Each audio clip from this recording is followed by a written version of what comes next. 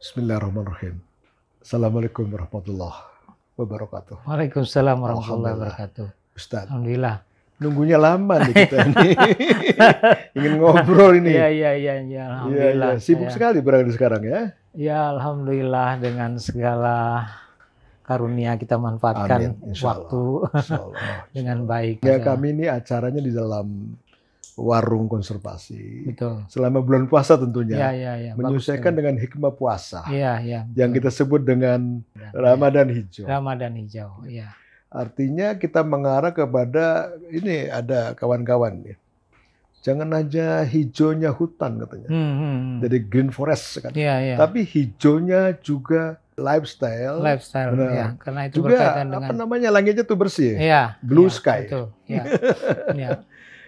Pandangan Ustadz Iya. tentang umat ini. Ya. Iya. Jadi harapannya apa sih di dalam bulan puasa? Kemudian sekali ada acara-acara khusus ya dalam bulan puasa, dalam menyambut supaya lebih hikmah. Iya. Yaitu mengarah kepada intinya kan menahan nafsu. Iya, betul. Nah, apa hubungannya menahan nafsu dengan urusan konservasi dan lingkungan ini? Bismillahirrahmanirrahim. Alhamdulillahirabbil alamin wassalatu wassalamu ala asrofil anbiya wal mursalin wa ala alihi washabbihi ajmain. Terima kasih undangannya, Prof. Saya surprise juga ini. Banyak hal yang bisa mungkin kita sharing. Ya, kita gali sama-sama. Berbagi. Gerakan konservasi adalah gerakan yang sangat penting. Ya. Bukan mengenai hijaunya hutan dan alam saja, tetapi juga sekarang pada lifestyle yang penting. Lifestyle itu jadi gaya manusianya hidup. utamanya. Manusianya. Sebab itu saya sering bilang di ceramah atau khutbah bahwa sumber daya alam kita ini kan terbatas dari mulai zaman Firaun begini aja. Dari zaman Firaun. Nggak berubah kan, air yang kita pakai sekarang mungkin dipakai dalam ilmu hidrologi, dipakai juga oleh orang zaman dulu, ya kan? Di situ di dalam satu ekosistem. Tapi mungkin bedanya dengan zaman Fir'aun. Iya. Karena situasinya orang semakin banyak. Iya, semakin banyak. Semakin rebutan. Betul. Semakin langka. Iya, semakin langka. Oleh sebab itu, karena sumber daya yang terbatas ini, kita juga harus menyesuaikan diri untuk lifestyle ini, gitu kan? Memang dipesankan oleh Al-Quran bahwa kita harus hemat, ya kan, tidak boros, ya kan, semua lifestyle gitu kan, sumber daya terbatas. Oleh sebab itu kita harus memikirkan bagaimana lifestyle kita itu bisa berubah, tidak boros, ya kan, menghargai apa yang kita makan dan kita konsumsi. Sebab memang di sana itunya, apa namanya? Intinya di sana. Oleh sebab itu pengendalian. Oleh sebab itu puasa. Oleh karena puasa. Oleh sebab itu puasa, ya. Puasa sebulan itu puasa sebulan itu harusnya banyak hikmah. Di samping secara spiritual, kita harus lebih dekat kepada Yang Maha Pencipta. Di situ ada perenungan, di situ ya kita diberikan keberkahan, Lailatul Qadar dan sebagainya untuk mendekatkan diri. Kita ini kan makhluk spiritual, makhluk spiritual ya. Jadi kalau tidak ada spiritual, kemudian kita akan labil, terombang-ambing. Iya, betul. Apa bedanya dengan yang lain-lain gitu? Yang lain-lain siapa itu? Itu hewan-hewan. Iya, artinya yang tidak punya makhluk spiritual. Tapi walaupun bagaimana, Tuhan juga memfirmankan dalam Al-Quran bahwa apa yang di langit dan di bumi ini semuanya spiritual. Semuanya spiritual. Mereka bertasbih kepada Allah. Mereka tunduk. Iya, tunduk bertasbih kepada Allah. Iya. Semua itu umatnya itu yang hidup ataupun yang tidak hidup, yang mati, yang hidup, ya. Batu-batu bertasbih, semuanya diciptakan bertasbih kepada Allah, tunduk kepada kebesaran Allah. Iya, betul. Jadi hubungannya dengan puasa ini sangat erat sebenarnya. Itu bagaimana kita bisa merenung kembali, mengontrol diri, keluarga, masyarakat, negara. Dan gaya hidup kita harus kita lihat, ya kan, apalagi dengan adanya krisis ekologi yang itu memang akarnya adalah dari perilaku manusia. Behavior change itu kan, makanya perubahan perilaku. Makanya sekarang semua bagaimana kita bisa berubah perilakunya, gitu. Puasa tiap tahun itu harusnya ada perubahan, kan? Ya kan, makanya disebut puasa itu madrasah sebenarnya, Universitas Ramadan namanya. Universitas Ramadan ya, keluarnya harus jadi alumni, ya, jadi alumni, tapi kemudian sekolah lagi. Tahun depan kalau masih hidup terus berkembang terus. Iya. Kalau masih hidup berkembang, iya betul. Itu ditingkatkan.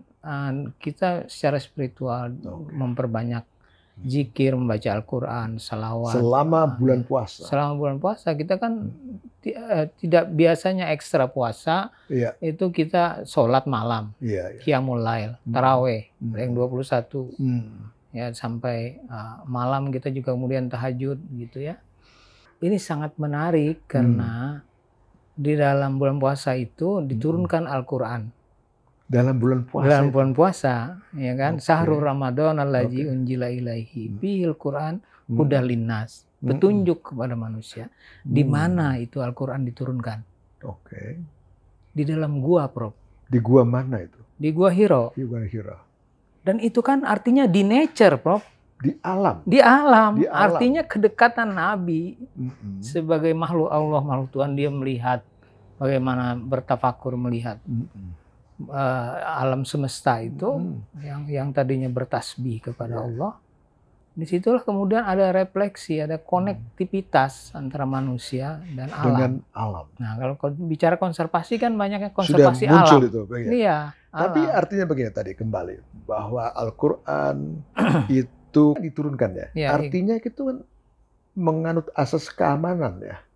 Betul. Jadi artinya pada saat diturunkan itu kan disuruh ikro, membaca. Ikro, bacalah. Membaca belum ada teksnya.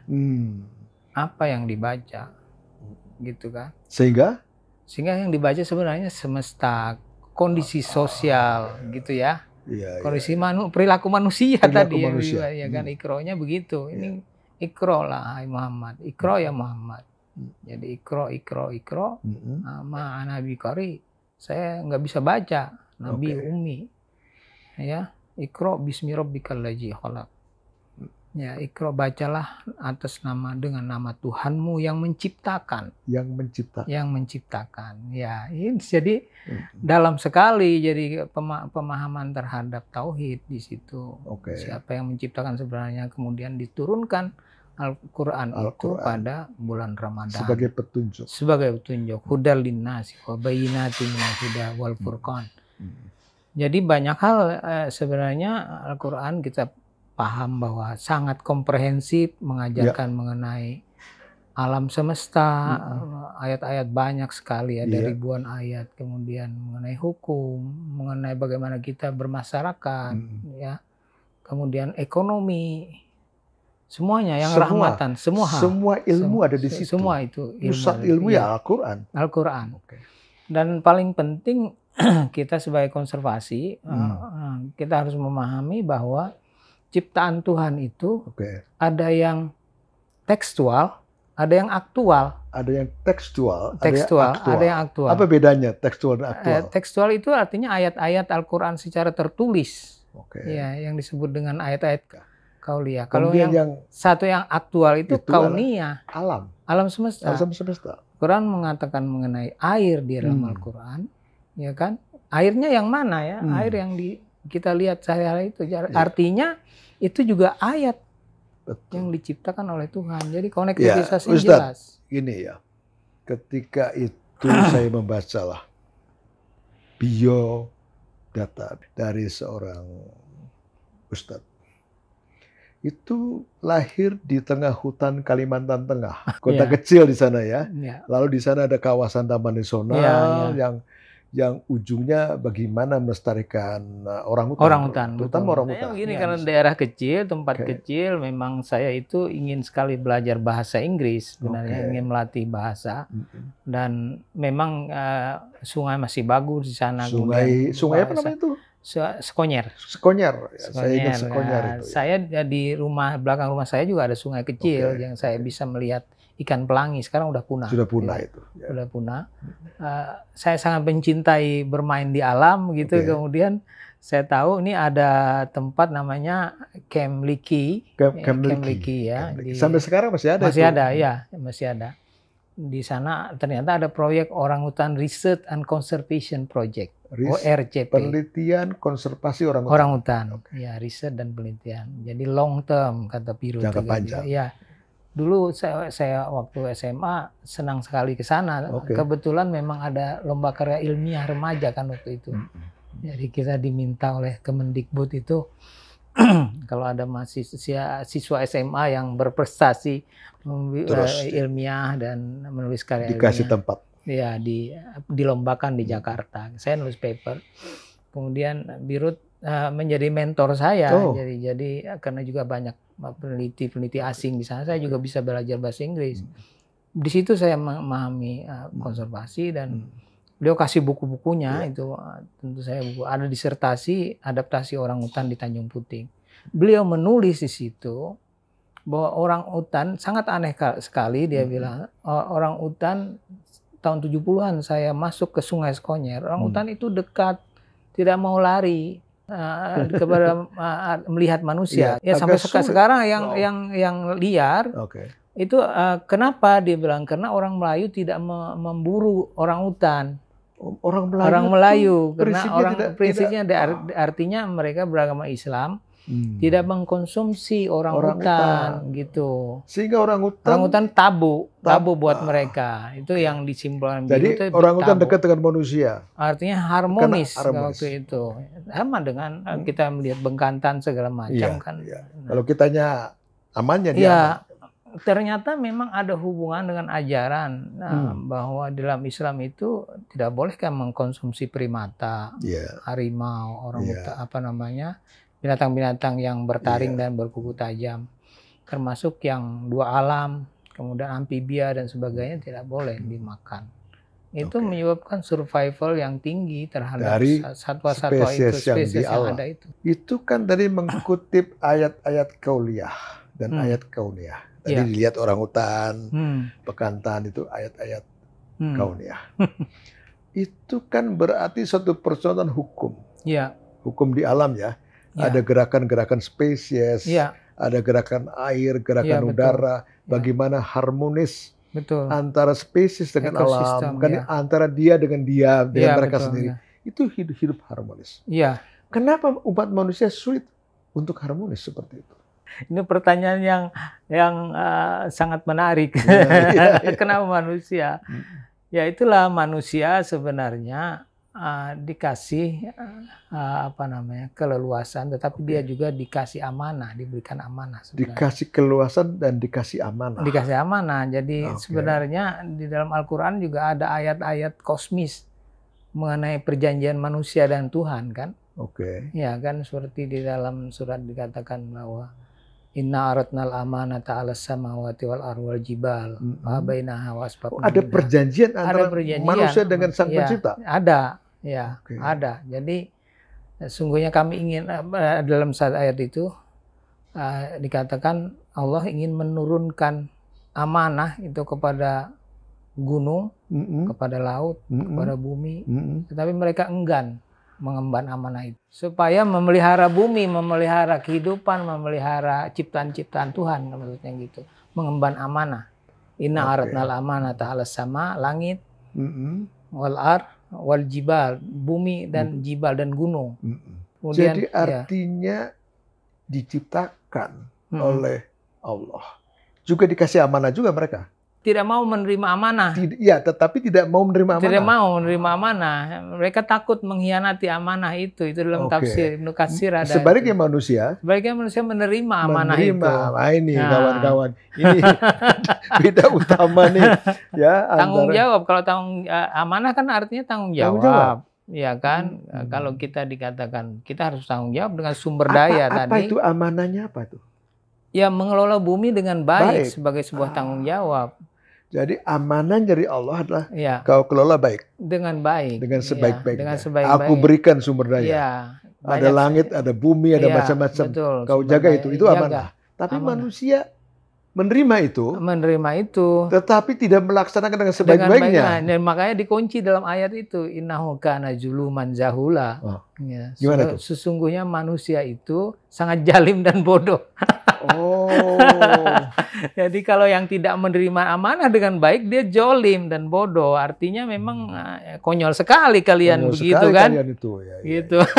Kalau terima amanah itu tidak Tapi kau kalau laksanakan. tidak dengan baik, betul. Berarti hukumannya luar biasa ya? Luar biasa memang di situ, penuh dengan ancaman dan jadi amanah itu memang itulah yang saya ingatkan kepada teman-teman ustadz-ustadz di grassroots itu. Kita kembali membuka Al-Quran dalam Islamic Ethic for Environment itu yang saya latih dari Sabang sampai Raja Ampat.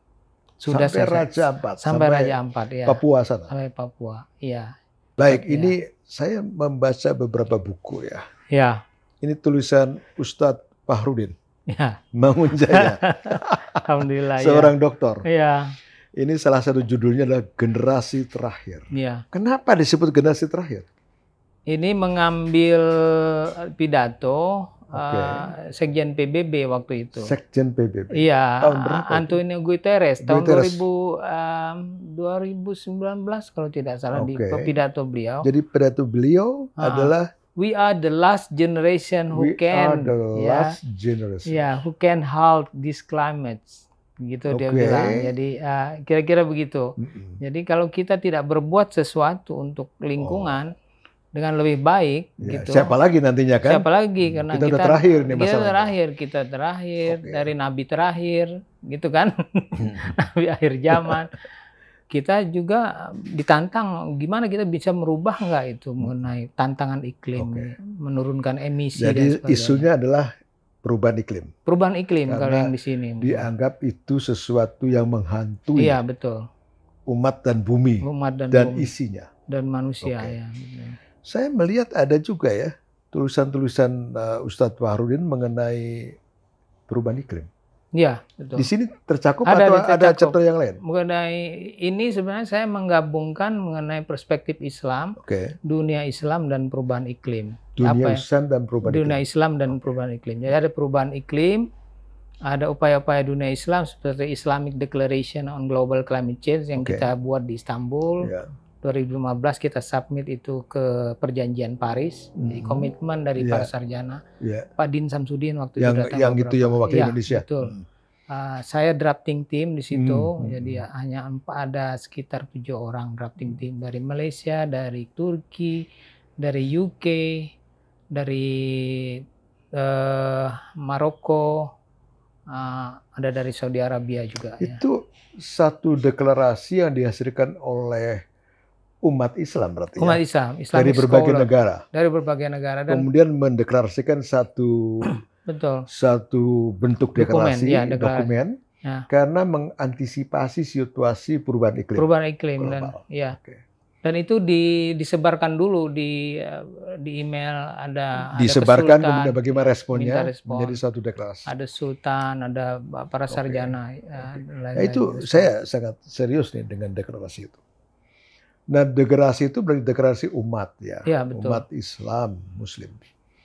Lalu kemudian saya kok sekarang nggak melihat lagi tuh isi deklarasi dan sebagainya, nggak pernah dibahas lagi itu ya? Iya, sebenarnya kita tetap mensosialisasikan, termasuk saya di lembaga saya Pusat Pengajian Islam di UNAS. Itu tetap mengkampanyekan itu karena sebenarnya PDF-nya kalau terbatas itu udah diterjemahkan ke dalam 11 bahasa. 11 bahasa dan dibuat poster. Saya membagi-bagikan itu poster beberapa terbatas kepada pesantren-pesantren. Baik, jadi berarti Ustadz Fahrudin Mangunjaya terus bergerak. Terus bergerak, ya. Bagaimana yang namanya deklarasi perubahan iklim? Yang dikumpulkan berdasarkan keahlian Islam. Iya, betul. Dari berbagai negara. Termasuk negara-negara Amerika. Amerika juga Australia ada, gitu muslimnya. Semua Muslim negara dunia. Di dunia himbau. Dan itu dipakai dalam setiap Conference of the Parties mengenai perubahan iklim. Ini kan collective action ya, Prof. Jadi kita peduli terhadap perubahan iklim itu, di mana negara-negara sudah juga berupaya, negara Indonesia dengan menteri dan pemerintah dan lain-lain, kita ikut mendorong di dalamnya. Nah, karena agama ini sebenarnya banyak juga di grassroots para pengikutnya kadang-kadang berkaitan dengan perubahan perilaku. Ya. Mesti ada pedoman atau upaya sosialisasi yang masif. Harus jadi pedoman, tidak berhenti di pedoman. Iya. Harus ada sosialisasi. Sosialisasi. Lalu bagaimana fungsi Indonesia dalam sosialisasi ini? Ya, artinya pemerintah kan setiap tahun sudah setiap tahun konferensi ikut COP, dan sebagainya, kita paham. Dan kami juga dengan Majelis Ulama Indonesia kita sudah berupaya. Jadi MUI kita juga MUI aktif. juga sudah aktif. Kemudian ada Profesor Din Samsudin sebagai delegasi untuk waktu itu, cross antar agama. Interfaith. Ya. Jadi agama-agama lain juga aktif. Ada termasuk di dalam IRI, Interfaith Rainforest Initiative. Karena masalah utama kita itu kan kebakaran hutan dan lahan. Saat itu. Ya, saat itu. Jadi 2016 setelah deklarasi ini, besoknya 2015 kan dideklarasikan. Terjadi kebakaran hebat kan di Indonesia 2015. 2016 MUI membuat fatwa mengenai pelarangan pembakaran hutan dan lahan. Jadi Ustadz, tadi ada semacam International Convention tentang perubahan iklim. Ya. Indonesia termasuk anggota. Ya. Lalu kemudian ada dukungan dari umat Islam. Ya. Mungkin umat Kristen juga sama-sama. Duduk juga di sana. Lalu ada delegasi antar umat di sana. Salah satu. Jadi UN itu. PBB kan gitu kan. Berarti anggota daripada UN. juga, Lalu kemudian saya dengar yang namanya Ustadz Fahrudin. Itu kawan-kawan menggerakkan umat ini melalui pesantren. Yaitu pusat JJ Universitas Nasional, lalu gerakannya menuju ke pesantren-pesantren di seluruh Indonesia. Seluruh Indonesia, Di seluruh berapa pesantren itu? Ya, pertama ini kita memperkuat dengan 50 pesantren dulu. 50 pesantren. Ya, di Jawa dan Sumatera. Jawa dan Sumatera. Belum sampai ke Papua. Belum. Jawa, Sumatera. 50. 50 pesantren artinya ikut. Berarti berapa manusia itu santri yang dibina? Termasuk termasuk gurunya. Targetnya itu kan satu pesantren yang punya minimal 500 santri. 500 ada yang tapi yang ikut itu ada yang 500 sampai ada yang 1000, ada yang 5000. Ya, antara 25.000 sampai 50.000 sekarang ini. Target. Yang ke dalam namanya Eko Pesantren. Program Eko Pesantren. Program Eko Pesantren. Program Eko Pesantren. Apa sih kriterianya ya sehingga dibangun program Eko Pesantren? Iya, sebenarnya Eko Pesantren ini kan sudah ada sejak tahun 2008. Waktu itu saya ikut juga membidani zamannya KLH, zaman Pak Rahmat Fitulah. Iya, saya dengan Pak Henry Bastaman dan beberapa teman. Karena sebenarnya ada sekolah umum itu namanya Adiwiyata. Nah, kalau pesantren apa kita bikin Eko Pesantren? Eko Pesantren. Padahal memang pesantren juga sudah ada kan kaitannya dengan kegiatan-kegiatan mereka melakukan kegiatan lingkungan. Sudah ada yang menerima Kalpataru dan sebagainya. Akhirnya saya membuat disertasi itu tahun 2000 dengan bimbingan Prof. Hadi itu. Maksud saya bisa berkontribusi bagaimana sih sebenarnya desain Eko Pesantren itu. Saya harus membuatkan benchmarking yang mana kriteria Eko Pesantren yang mereka kuat di dalam hal mungkin preservasi energi, penghematan air, pengelolaan lahan, hidup sehat. Termasuk seluruh soal lingkungan hidup. Seluruh lingkungan hidup, gaya dan hidup konservasi. Dan konservasi. Ustaz, kita kan Indonesia termasuk negara yang agama Islam nomor 1 ya. Berapa persen? Terbesar di dunia. 90% kah? Iya, 87,88. 87,8%. Itu semuanya Islam. Iya, Islam.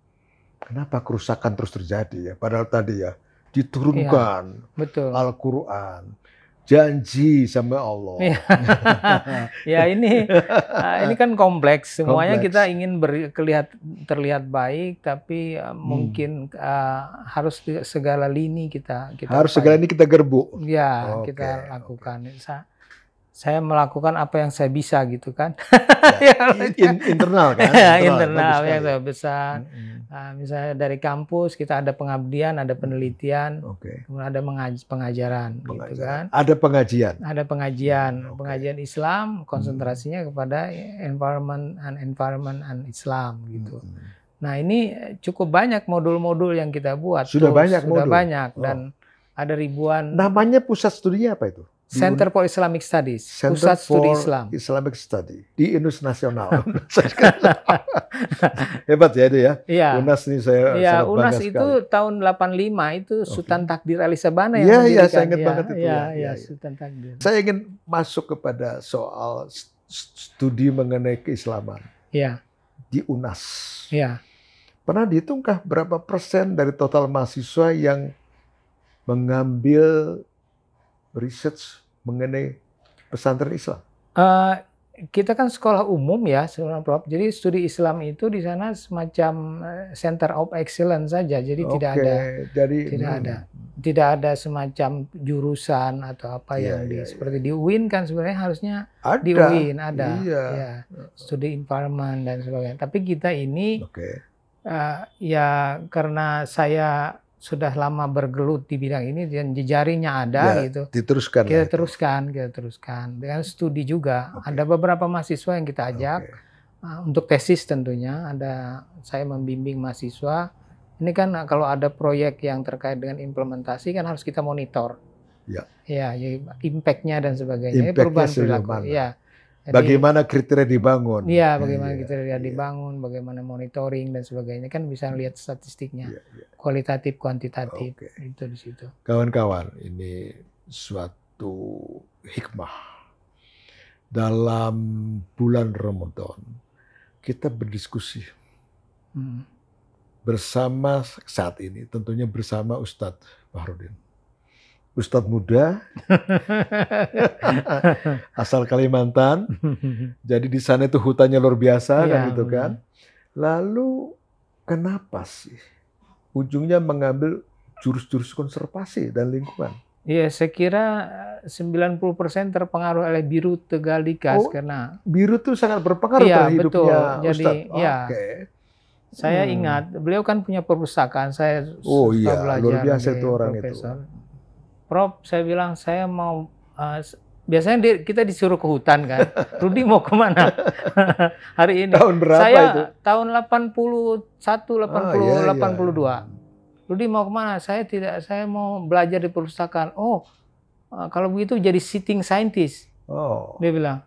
Saya bilang ya alhamdulillah bagus. No, tidak bagus sitting scientist dia bilang. Kenapa katanya? Kenapa? Harus ke lapangan. Saya mau istirahat, saya mau baca. Waktu itu baca bukunya Darwin. Menarik sekali.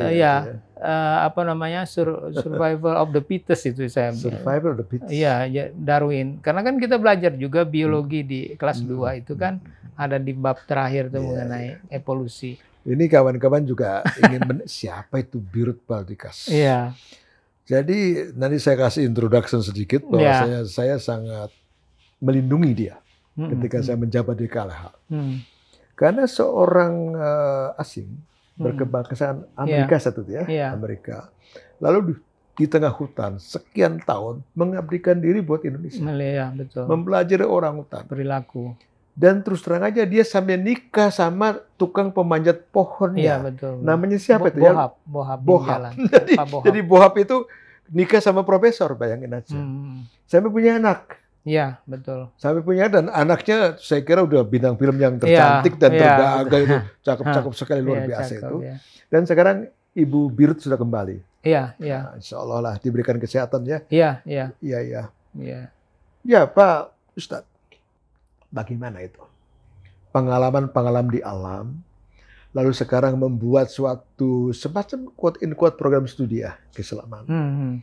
Lalu apa sih yang dicita-citakan supaya umat manusia ini ujungnya adalah berkolaborasi dengan alam, dengan program konservasi kemana? Bayangan itu gimana?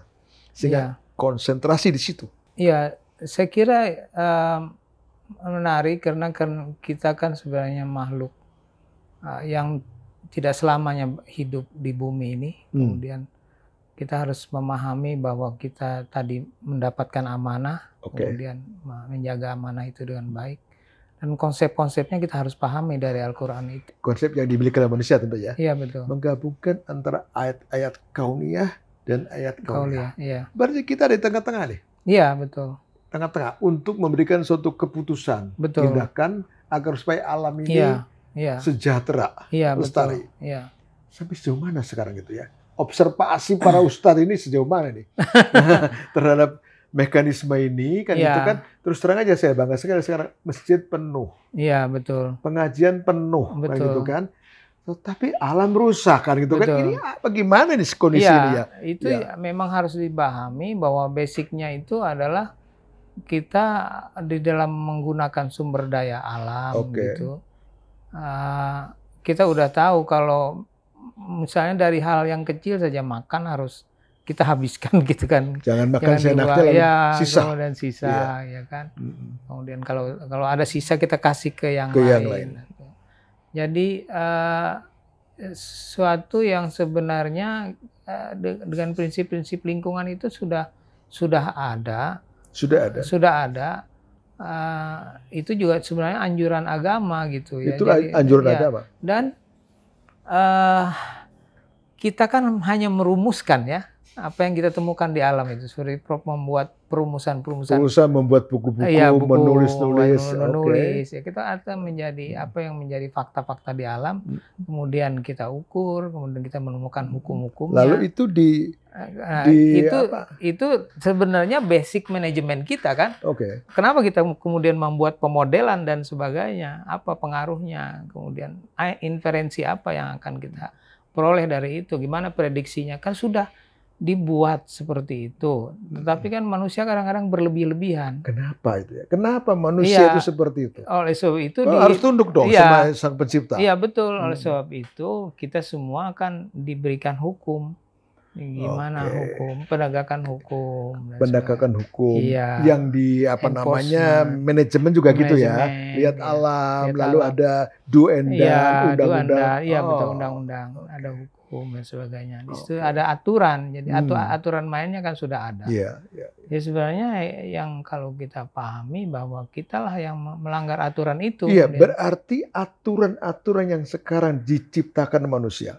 Apakah itu undang-undang, Perpres, Kepres, Inpres, semuanya itu sebenarnya adalah aturan yang sudah sesuai dengan hukum-hukum agama ya. Iya, ya artinya kalaupun ada penyimpangan, kita ada check and balance kan, kritik dan sebagainya. Itu kan hukum yang dibuat oleh manusia. Tapi ada hukum Tuhan yang sebenarnya tetap berlaku. Kekal. Betul. Dan apabila kita melanggarnya, kemudian itulah sunatullah akan berlaku. Begitu ya. Ustadz, ini terakhir nih.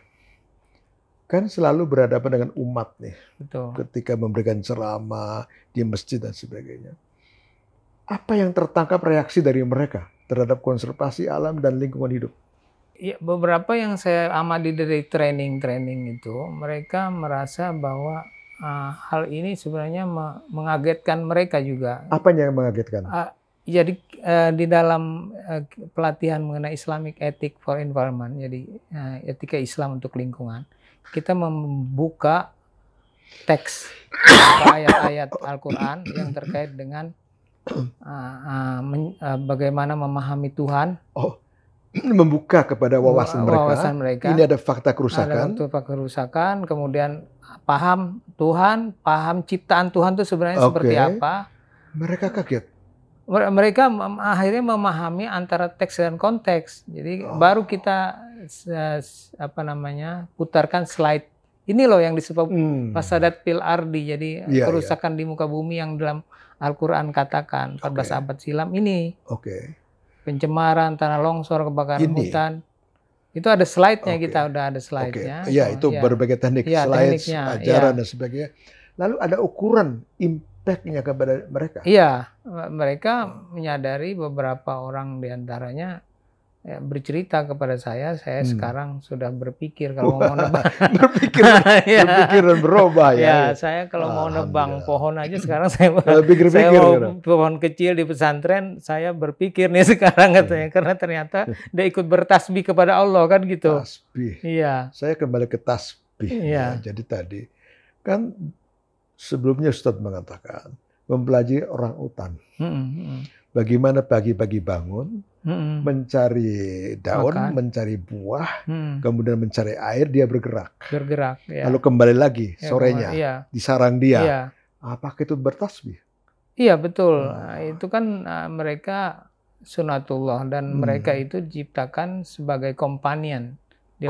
Companion manusia, artinya kita tanpa adanya hutan tropis, tanpa adanya mereka, tidak ada yang menyebarkan biji-bijian kan. Jadi ada hubungan timbal balik. Iya. Antara yang diciptakan apapun, termasuk orangutan, dengan kehidupan manusia. Dengan kehidupan manusia. Jadi dia makan buahnya, biji dibuang. Dan dibuang akan tumbuh biji di situ, lalu timbulnya regenerasi. Dari fesesnya juga. Dari kotorannya juga. Dan dia membawa biji-bijian itu jauh dari induknya. Itu yang dilakukan oleh burung rangkong dan sebagainya. Ada ratusan spesies. Ada berbagai macam tumbuhan meranti yang disebarkan oleh satwa liar. Satwa liar. Ya, itu konservasi. Ustadz. Iya. Apa pesan yang terakhir buat umat yang menjalankan ibadah puasa? Ya. Green Ramadan ini kan menarik kan, sudah menjadi gerakan di beberapa tempat di seluruh dunia. Di seluruh dunia. Anak-anak muda sekarang bilangnya Green Ramadan. Green Ramadan. Green Ramadan itu artinya kita mulai berubah untuk memperhatikan lingkungan hidup. Lingkungan hidup kita, dan kita juga harus memahami bahwa Ramadan ini kan sebenarnya masuk sebuah pembelajaran buat kita. Proses pembelajaran bagaimana kita puasa, salat, sahur, zikir macam-macam diperbanyak itu ibadah. Bagaimana kita merasakan lapar, disiplin, kebahagiaan itu kan kita temukan pada saat berbuka. Iya. Bisakah disimpulkan bahwa selama bulan Ramadan adalah meningkatkan ketaatan kepada Allah? Termasuk ketaatan di dunia nih, yaitu konservasi dan menjaga lingkungan. Iya betul. Saya kira hal yang tepat kalau kita bisa berubah dengan gaya hidup Ramadan. Hijrah katanya. Hijrah ya. Ilmu baru namanya hijrah sekarang. Hijrah dari yang biasa-biasa, kemudian kita memikirkan apa, kita lihat apa yang kita makan gitu kan. Kita gampang saja berbicara ini kan. Tapi gimana sekarang saya juga melatih diri, misalnya di akhir Ramadan itu kita mencoba mendekatkan diri gitu ya. Jadi semuanya self regulasi. Iya, self regulation memang akarnya di situ. Baik. Baik, Pak Ustadz. Ini terus terang aja berat sekali kita. Berat. Menghadapi hidup berat sekali. Menghadapi tantangan juga berat sekali. Betul. Jadi semoga ini kawan-kawan. Dengan Green Ramadan, dengan gerakan umat beragama, yang tadi 87,sekian% bangsa Indonesia, maka kita pelan-pelan untuk dalam proses melindungi dan melestarikan alam Indonesia. Yang terkenal kaya raya ya. Betul, di seluruh Indonesia. Di seluruh dunia. Terima kasih Pak Ustadz. Terima kasih. Insya Allah kita jumpa lagi. Amin. Ya. Assalamualaikum warahmatullahi wabarakatuh. Waalaikumsalam warahmatullahi wabarakatuh. Salam konservasi.